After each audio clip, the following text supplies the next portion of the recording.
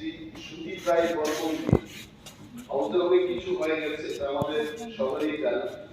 He has been suspended for rest of the session বলে ঘোষণা হয়েছে এবং বিরোধী দলের পক্ষ থেকে আমি অনুরোধ করি all of us will remain members here. There are mistakes, there are scope of learning as well.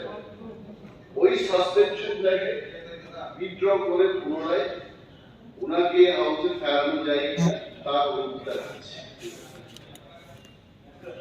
Laying on through your chair to honorable CM Sudip বাবুকে আবার আনা যায় কিনা ফেরানো যায় কিনা একটা প্রস্তাব let him say something. কিছু বলুন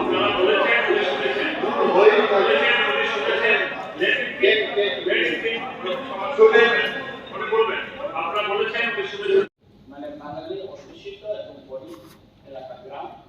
আমি নিজে গিয়ে দেখেছি সেখানে অনেক গ্রাম অনেক বাড়িঘর নদীতে ভেঙে তার বিলীন হয়ে গেছে।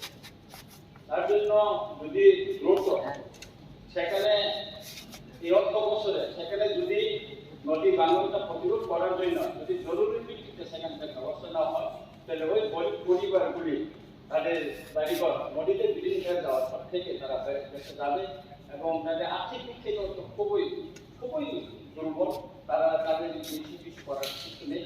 আমি অনেক গিয়ে দেখেছি এখনও তারা নদীর কিনারে দাঁড়িয়ে আছে তাদের বাড়িঘর সেটাকে রক্ষা করার জন্য আমি দিনের সঙ্গে আপনার মাধ্যমে মাননীয় মুখ্যমন্ত্রী অনুরোধ জানাচ্ছি। once DM পর্যায়ে যে তদন্তটা হবে if we are not satisfied তাহলে ম্যাজিস্ট্রেট লেভেল পর্যায়ে পুনরায় করবে